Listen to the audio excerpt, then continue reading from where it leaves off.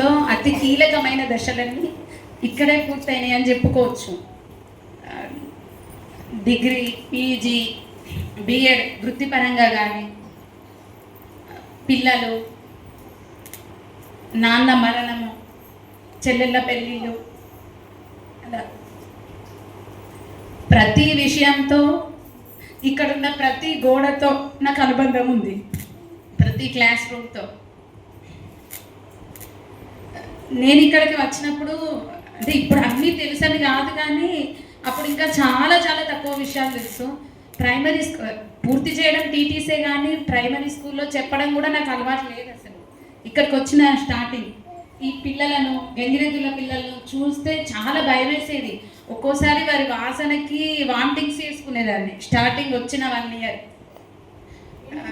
తర్వాత వాళ్ళలో నీట్నెస్ పెంచడం వల్ల వాళ్ళు బాగా రెడీ అయ్యి వస్తున్నారు. ఇప్పుడు అసలు వాళ్ళకి తేడా కనబడకుండా అయిపోయారు పిల్లలు. అప్పుడు సార్, మా పెద్ద సార్, ఎక్కడ ఉన్నా మా పెద్ద సార్ మల్లారెడ్డి సార్ ఉన్నప్పుడు అసలు ఎట్లా అంటే కనీసం మిడ్ డే మీల్స్ రిపోర్ట్ రాయడం కూడా నాకు తెలియదు. 12 సంవత్సరాలు మేము కాలేజీకి వచ్చిపోయినట్టుగా వచ్చేసాం. స్కూల్కి రావడం, మా క్లాసులు మేము చెప్పుకోవడం, వెళ్ళిపోవడం, అలా సాగిపోయింది. మేమందరం ఒకరితో ఒకరం సహాయ సహకారాలు అందించుకుంటూ వెళ్ళిపోయాము. ఇంకా ఇప్పుడు మన ఉగాది పచ్చడిలో మనకు నచ్చని రుచులు, నచ్చిన రుచులు ఎన్నున్నా ఆ పచ్చడి మనకి ఇష్టం, అది అద్భుతం. కొన్ని సందర్భాలలో మా మధ్యలో మాకు చిన్నగా ఏమైనా చికాకులు వచ్చినా పోయినా మా స్టాఫ్ మాకు ఒక్కొక్కరితో ఒక్కొక్కరికి విడదీయలేని అనుబంధాన్ని నేను ఫీల్ అవుతున్నా. అది ఎన్ని స్కూల్స్ తిరిగినా అది పోదిగా. ఈ స్కూల్తో ఉన్న అనుబంధం ది బెస్ట్, బాధైనా సంతోషమైనా.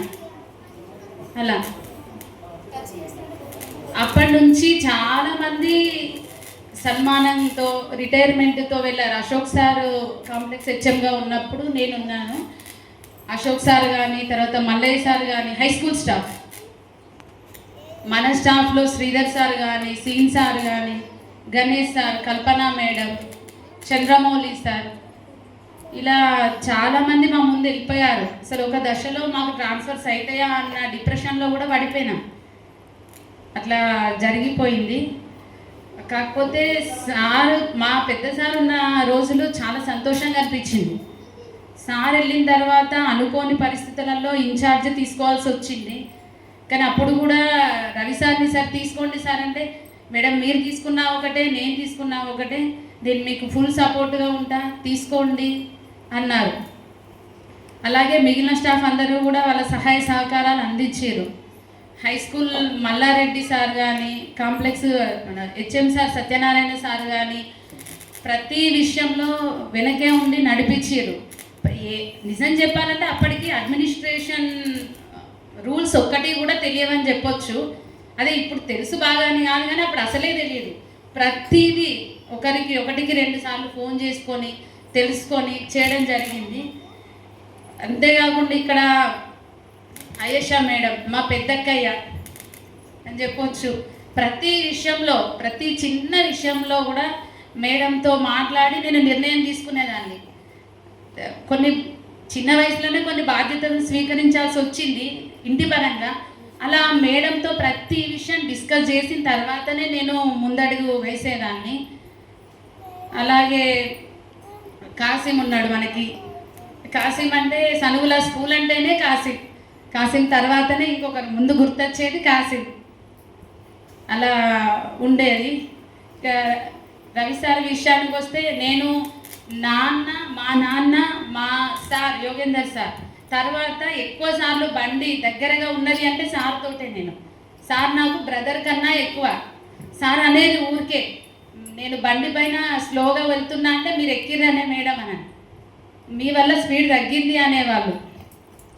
అట్లా చాలా 2-3 సంవత్సరాలు సార్తో వచ్చాను. అదే మా సార్ తర్వాత నేను బండి పైన వచ్చిందంటే ఎక్కువసార్లు సార్ తోటే. ప్రతి విషయంలో సునీత మేడం, అప్పుడు కల్పన మేడం, మేము ప్రతి విషయము డిస్కస్ చేసుకొని ముందుకు సాగేవాళ్ళం. చారీ సార్ సార్ ఎంత సాఫ్ట్ పర్సన్ అంటే పిల్లలు వచ్చినా ఎవరు వచ్చినా అసలు ఇంత సాఫ్ట్గా ఉంటారా ఎవరన్నా అని అనిపించేది సార్లు చూసిన తర్వాత. ప్రతి విషయము సార్ దృష్టిలో పాజిటివ్, నెగిటివ్ ఏది ఉండదు సార్కి అసలు. అట్లా సార్ నాకు అనిపించేది.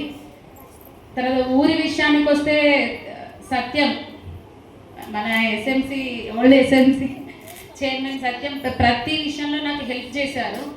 ముఖ్యంగా ఈ 6 నెలల కాలంలో నేను సత్యంతో డిస్కస్ చేయకుండా అసలు ఏ విషయం చేయలేదు. ప్రతి విషయంలో మేడం ఇప్పుడు రమ్మంటారా, ఇది చేయమంటారా, ఇది చేద్దామా, అసలు దేనికి వెనుకడుగు వేయలేదు.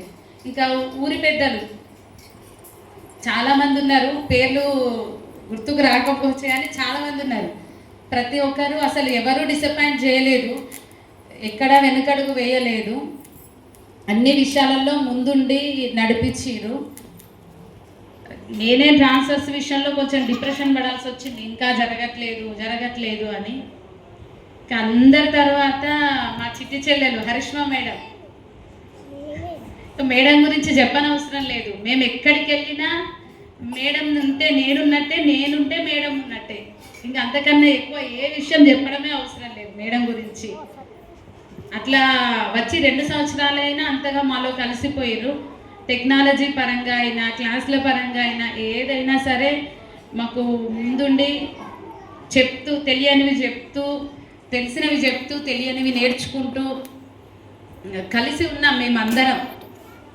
నిజానికి ఇక్కడ నుంచి వెళ్ళే ముందు ఎప్పుడెప్పుడు వెళ్తామా, సనుగుల నుంచి ఎప్పుడెప్పుడు వెళ్తామా అని అనిపించింది.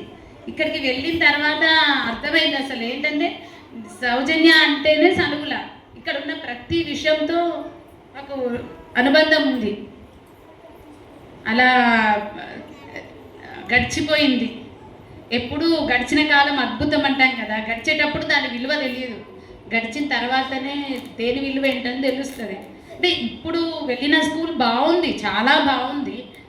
అయినా ఇప్పుడు ఇంకా ఉన్న 25 ఇయర్స్ 24 ఇయర్స్ సర్వీస్లో కూడా ఈ స్కూల్ను మించిన జ్ఞాపకాలు నేను ఎక్కడా భద్రపరచుకోలేనేమో. ఇది డిసైడ్ అయిపోయిన విషయం. ఇది ఇలా మీ ముందు మా భావాలను వ్యక్తపరచుకోవడానికి అవకాశం కల్పించినటువంటి ముఖేష్ సార్ గారికి, ఉపాధ్యాయ బృందానికి థ్యాంక్స్. పిల్లలకి ఒక చిన్న మాట, బాగా చదువుకోండి నాన్న. ఇప్పటి వరకు నేను వచ్చి 13 ఇయర్స్లో ఇక్కడి నుంచి ఒక్క ఎంప్లాయీ ఉన్నారు అనే మాట నాకు వినబడలేదు. అది ఇదివరకు గడిచిపోయింది. ఇప్పుడు మీరన్నా మంచిగా చదువుకొని క్రమశిక్షణతోటి ఉండి మంచి ఉద్యోగం చేసే స్థాయికి రండి. దానికోసం ఎంత కష్టపడాలో అంత కష్టపడండి, సరేనా? సరే, థ్యాంక్ యూ.